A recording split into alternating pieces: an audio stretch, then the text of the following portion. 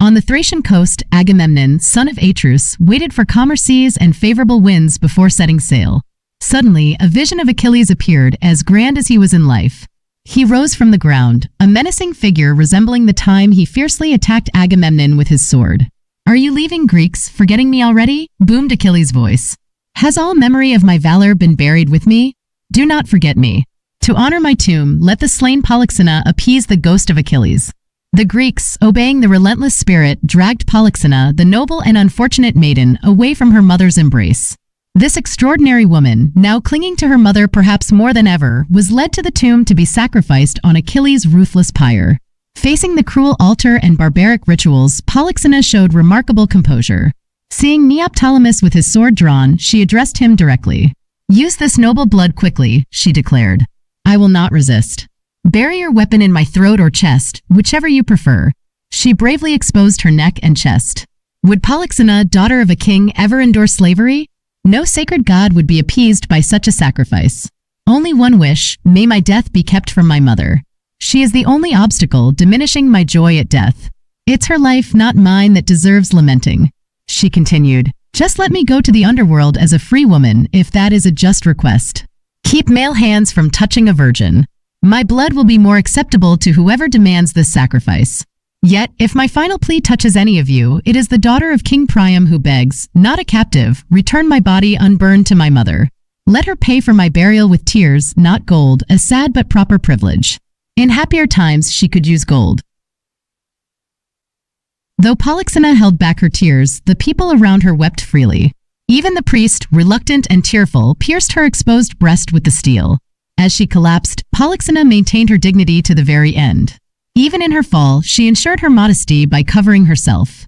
The Trojan women received her lifeless body and began to count the many losses of Priam's house, the immense amount of blood shed by one family. They mourned for Polyxena, the virgin, and for Hecuba, the once royal wife and mother, now a mere spoil of war.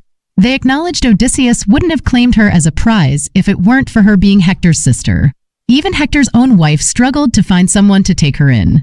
Hecuba embraced the lifeless body, showering it with tears. Tears she'd cried so often for her country, her children, and her husband. She kissed the wounds, beat her chest, her hair trailing in the blood. Countless words poured forth from her grief, including these as she tore at her own chest. Hecuba, overwhelmed by grief, addressed her lifeless daughter Polyxena. "My daughter, the final blow to your mother," she cried. "You lie slain, and your wound mirrors my own. No child of mine has escaped bloodshed. Even you, a woman, were cut down by the sword. The same Achilles, the ruin of Troy and the cause of my suffering, has destroyed so many of your brothers, and now you too. Yet after he fell, I thought, at least Achilles is no longer a threat. But even in death, he is to be feared. Even his ashes rage against this family. Even in his tomb, we find him an enemy." Hecuba reflected on her tragic fate. "Because of Achilles," she said, "I bore many children, but now mighty Ilium lies in ruins. The public calamity is complete, if indeed it is complete. Only Pergamus remains for me, and my suffering continues. Once the greatest woman in the world, rich in sons-in-law, children, daughters-in-law, and a husband, now I am dragged into exile, destitute, and torn away from my loved ones' tombs, a gift to Penelope." Hecuba envisioned a future of humiliation. "She, Penelope," she said, "will point me out to the matrons of Ithaca, a slave assigned a task. This is the famous mother of Hector," she will say. "This is the wife of Priam." Hecuba turned back to Polyxena. "You, who alone soothed my sorrows after losing so many children, have made atonement at the enemy's tomb. Atoning sacrifices for an enemy have I brought forth. Why am I, unyielding like iron, still here? Why do I linger? Cruel gods, why do you reprieve an old woman of such prolonged years, unless it's to witness more deaths? Who could have thought Priam, after Troy's fall, could be called happy? Blessed in his death, he didn't see you cut down. He lost his life and his kingdom at the same time." A glimmer of hope emerged for Hecuba. "Perhaps," she thought, "you, a maiden of royal birth, will be honored with funeral rites. But this is not our family's fate.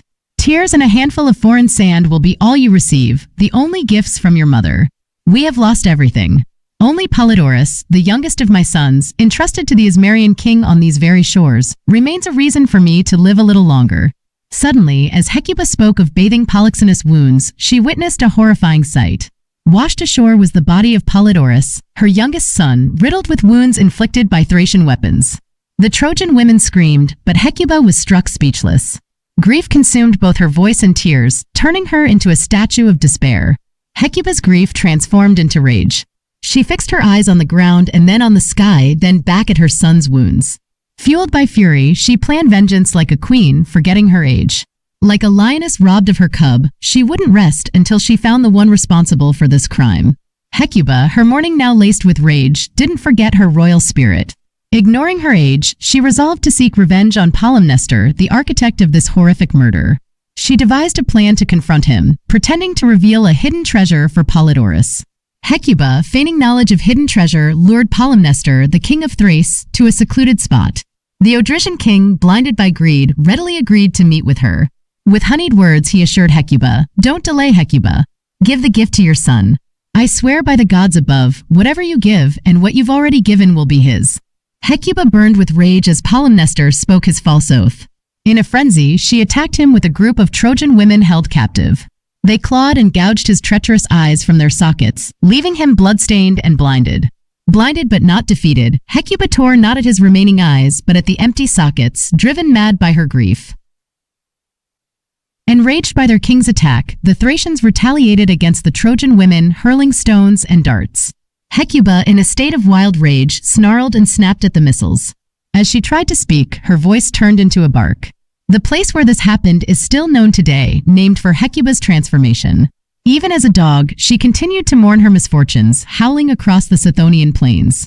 Hecuba's suffering moved not only the Trojans and her Pelasgian enemies, but even the gods. Even Hera, the wife and sister of Zeus, believed Hecuba didn't deserve such a fate. However, Eos, the goddess of the dawn, had no time to dwell on the fall of Troy or Hecuba's tragedy. She was consumed by her own grief, the loss of her son Memnon. Eos had witnessed Memnon's death on the battlefield at the hands of Achilles. The rosy hues of dawn paled, and the sky became obscured with clouds as she watched. Unable to bear seeing Memnon's body consumed by the flames, Eos, with her hair unbound, knelt before Zeus. Tearfully, she pleaded, "Of all the goddesses who reside in the golden sky, I have the fewest temples. Yet I am a goddess. I come not to ask for more temples, sacrifices, or burning altars. But if you consider how I faithfully serve you, ushering in the dawn and keeping watch over the boundaries of night, you would see that I deserve some reward." Zeus acknowledged her plea with a nod. Suddenly, the towering pyre dedicated to Memnon collapsed, the flames engulfing everything in black smoke that obscured the daylight. The scene resembled a river shrouded in thick fog, blocking out the sun. The black embers swirled together, thickening and taking form. Heat and life emerged from the flames. These newfound forms were light enough to sprout wings. First resembling birds, then becoming real birds, they fluttered their wings. Countless birds, all born from the same fire, circled the pyre 3 times, their cries rising in unison. On their 4th flight, they separated. 2 fierce flocks formed, battling each other from opposite sides. They used their beaks and talons to fight, their wings and chests clashing in weary combat. Eventually, they fell, offerings to the entombed ashes, a reminder of their birth from a great man. Their creator, Memnon, gave these newly formed birds a name, the Memnonides, after himself. Every year, when the sun completes its journey through the 12 zodiac signs, these birds fight to the death, a tribute to their fallen kin.